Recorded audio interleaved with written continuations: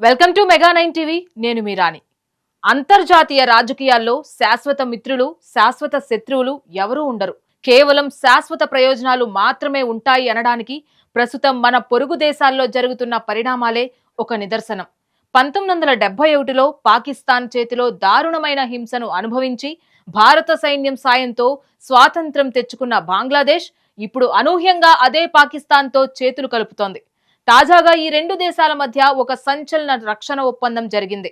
బంగ్లాదేశ్ వాయుసేన కోసం పాకిస్తాన్ తమ అత్యంత ప్రతిష్టాత్మకమైన JF-17 థండర్ బ్లాక్ 3 యుద్ధ విమానాల సిమ్యులేటర్ ను బదిలీ చేసింది. ఈ వార్త ఇప్పుడు భారత రక్షణ వర్గాల్లో తీవ్ర కలకలం రేపుతోంది. అసలు ఈ JF-17 థండర్ బ్లాక్ 3 ప్రత్యేకతలు ఏంటి? కేవలం సిమ్యులేటర్ ఇస్తే ఇండియా ఎందుకు టెన్షన్ పడుతోంది? దీని వెనక ఉన్న అసలు మాస్టర్ మైండ్ ఎవరు?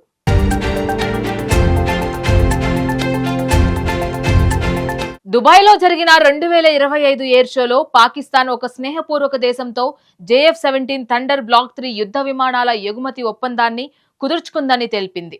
అప్పుడే అనేక వర్గాలు బంగ్లాదేశ్ ను కొనుగోలుదారుగా ప్రకటించగా జనవరి 2026లో మాత్రమే ఈ ఆసక్తికరమైన ఒప్పందానికి సంబంధించి ఖచ్చితమైన ఆధారాలు బయటపడ్డాయి.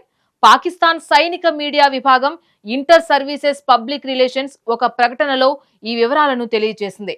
ఇస్లామాబాద్ లో జరిగిన సమావేశంలో ఢాకా ఈ యుద్ధ విమానాల కొనుగోలుపై ఆసక్తిని వ్యక్తం చేసినట్లు తెలిపింది.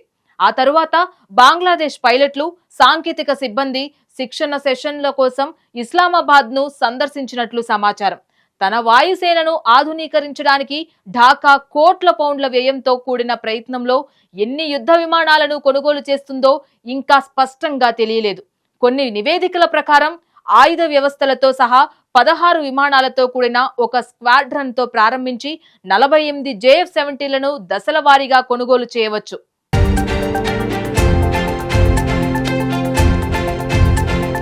JF-17 థండర్ అనేది పాకిస్తాన్, చైనా దేశాలు సంయుక్తంగా అభివృద్ధి చేసిన ఒక మల్టీ రోల్ ఫైటర్ జెట్.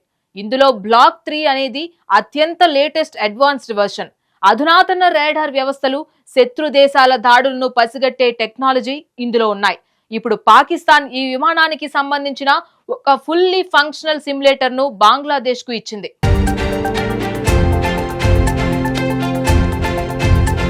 సాధారణంగా ఏ దేశమైనా సరే వేరే దేశానికి సిమ్యులేటర్ ను పంపిందంటే అది కేవలం ఆరంభం మాత్రమే.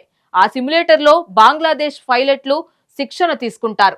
ఆ తర్వాత నేరుగా ఆ JF-17 యుద్ధ విమానాలనే బంగ్లాదేశ్ కొనుగోలు చేసే అవకాశం 100% ఉంది.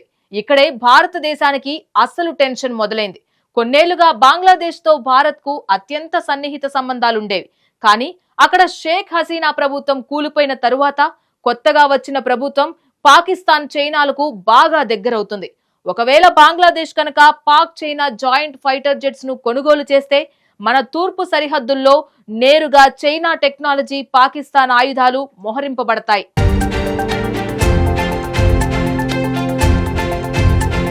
ఇప్పటికే పాకిస్తాన్, చైనాలతో రెండు వైపులా యుద్ధ వాతావరణాన్ని భారత్ ఎదుర్కొంటోంది. ఇప్పుడు మన పక్కనే ఉన్న బంగ్లాదేశ్ కూడా వాళ్లతో చేతులు కలిపితే మనకు మూడు వైపులా ముప్పు పొంచి ఉన్నట్లే. ముఖ్యంగా బంగాళాఖాతం, ఈశాన్య రాష్ట్రాల భద్రతపై ఇది తీవ్ర ప్రభావం చూపుతుంది. చైనా భారత్ పై పన్నుతున్న వ్యూహంలో భాగంగానే పాకిస్తాన్ ద్వారా బంగ్లాదేశ్ లోకి ఈ ఆయుధాలను పంపుతున్నారని డిఫెన్స్ ఎక్స్పర్ట్స్ విశ్లేషిస్తున్నారు.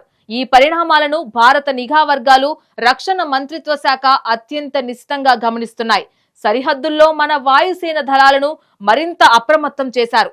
మొత్తానికి దక్షిణ ఆసియాలో జియో పాలిటిక్స్ అత్యంత వేగంగా మారుతున్నాయి. నిన్నటిదాకా మిత్రదేశంగా ఉన్న బంగ్లాదేశ్ ఇప్పుడు పాకిస్తాన్ ఆయుధాలను ఆహ్వానించడం నిజంగా భారత్ కు ఒక స్ట్రాటజిక్ సవాలే.